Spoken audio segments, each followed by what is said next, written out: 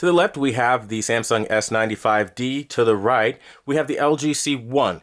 Now, this comparison will give you an idea of how WOLED technology compares against QD OLED technology. If that excites you or interests you, smack a like on this video because we've got more comparisons like the G4 and the C4 coming later this year. But right now, we're going to continue on with just showing you what it looks like. And at a glance, the color is pretty overwhelming on the Samsung S95D. You can see all of the shades and expressions of that blue. The water is to die for, where the LG C1 is looking a little bit more flat by comparison. One of the biggest and most dramatic examples of a difference between QD OLED and WOLED can be seen in the brightness and particularly the purity and the accuracy of the colors. As you can see in this example, the Samsung S95D is just slaughtering anything the LG C1 can do. This is because it's not only brighter, but it has more vibrant colors due to quantum dots, as we all know. Now, this year, Samsung, with their glare-free screen or matte finish screen that they put on, it doesn't really hold up comparatively to other QD OLEDs. But now I don't ever want you to hear that and think that that means that it can't compete against other TVs equally well, because the LG C1 has a glossy screen, but unfortunately in a lot of examples, the Samsung S95D does pull ahead. Now, that doesn't mean that it's always going to be the clearest and the most sharpest image, but it definitely looks very impressive, and it just catches your eye in a way that the LG C1 just doesn't capture your eye in.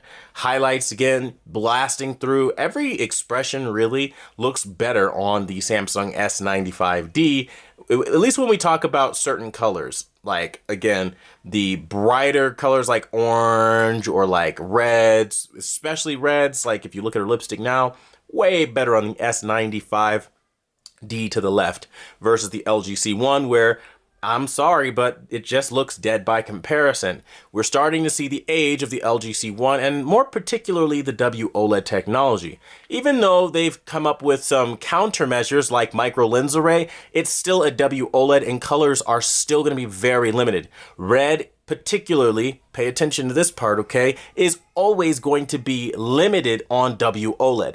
It has been something that WOLED since day one has struggled with, and you are going to see that in example after example.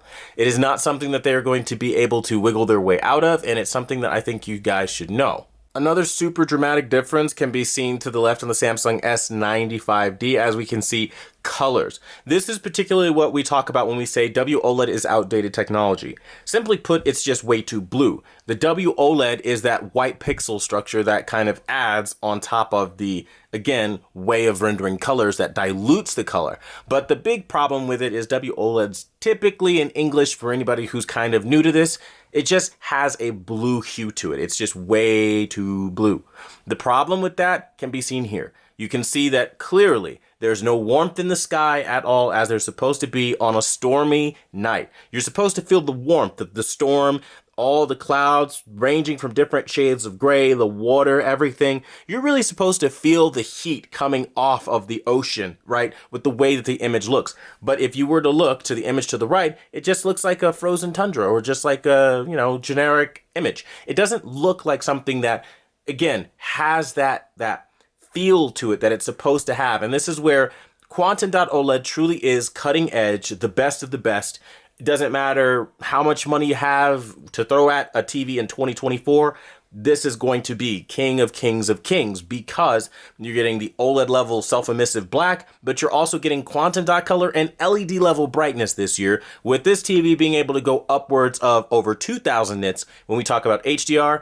And again, it's very, very impressive. So when gaming, we're gonna notice a couple things. The first thing, colors just look better on the Samsung S95D to the left. I mean, you can kind of see that it's brighter and it gives you a lot more in the way of that detail that we love.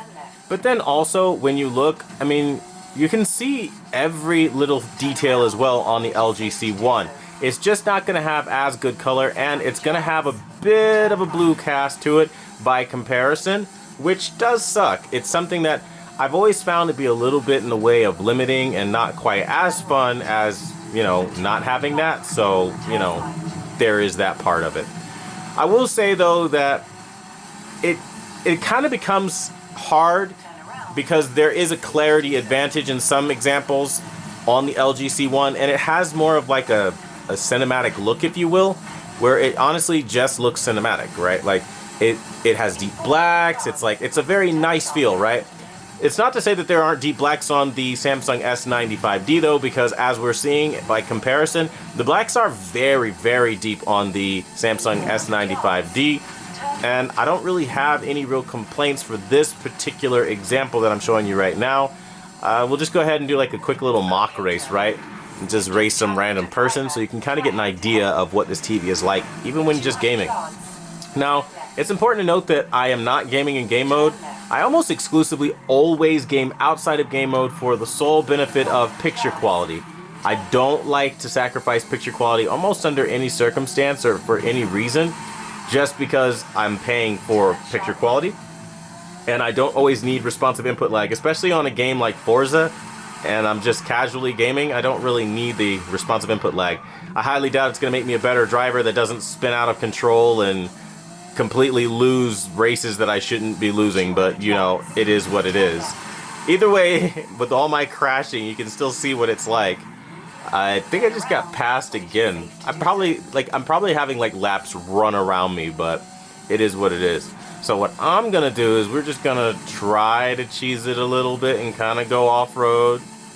And we're gonna try to maybe beat him to the finish line if I could. Oh, that's a freaking bridge. There's no way I'm gonna make it to the bridge before him. No, I didn't make it. I saw him beat me. Oh well. But you get the idea. I mean, you can have a lot of fun on both TVs. I'm not gonna lie though, it's the color red that draws my eye more on the S95D. The quantum dots are just too much of a benefit to pretend like it's not a benefit, you know? I mean, in terms of the comparison, we really don't need to go crazy making some insanely long drawn out video. It's really quite simple. The LG C1 is a great TV, but it's starting to show its age. The color red just can't keep up with anything the S95D does. It's losing out big time in terms of contrast, so even though comparatively to proper quantum dot OLEDs, against the LG C1 is getting destroyed right now. It's not holding its own at all. Like, to the point where it's clearer, sharper, more three-dimensional on the Samsung S95D. So I imagine this would be the part where people probably would maybe get a little angry or feel a type of way, but reality is this. You know, when you're dealing with something like a quantum dot OLED, there are just going to be advantages in certain areas, especially one that can get up to over 2000 nits. And the reality is the Samsung S95D is more than competent with the amount of highlight detail it throws out, scene after scene as we're seeing here. It's just slaying what the LG is capable of producing. And this is going to be the case no matter what you look at, the C4, the G4, LG is not able to keep up because they don't have quantum dots. Now, if they ever were to implement quantum dots and micro lens array, I feel like they would be like the king of all TVs, but right now they don't have anything like that. And as a result, they do fall short because WOLED colors are just limited. That's the simple answer and the honest one that I feel a lot of people kind of dodge and don't really want to tell you, but that's kind of what it is. The winner of this comparison is going to be the Samsung S95D. Again, I know there has been a lot of controversy around the screen that they have onto the display, but rest assured there is an actual benefit in some areas and in some instances, particularly now as we're going up against the WOLED, and it's very clear. The results speak for themselves, and I think you guys probably would appreciate more of the S95D route than something like the LG C1. So the LG C1, for anybody that has been wondering, has been my champion for years, and it finally has been dethroned because, again, what they did this year on the S95D is honestly just better in terms of picture quality, and that's just the honest truth. So again, even though it has a frost looking filter over it and a haze, again, comparatively to something like the S95B, which is like, for the longest time, the king of TV, and then now the new king, the S90D. We're talking about the absolute best of the best. But then again, when you take a step down from that and you start you start comparing against other things, you start to see it kind of pull ahead a lot more because it's not challenging the kings. You know, it's just how that works. But let me know again what you guys think about this in the comments down below. I honestly thought the LG C1 would do a little bit better, but it didn't, and the truth is the truth. So thank you guys so much for watching the #1 brand in honesty, and until the next video, I'll see you guys later.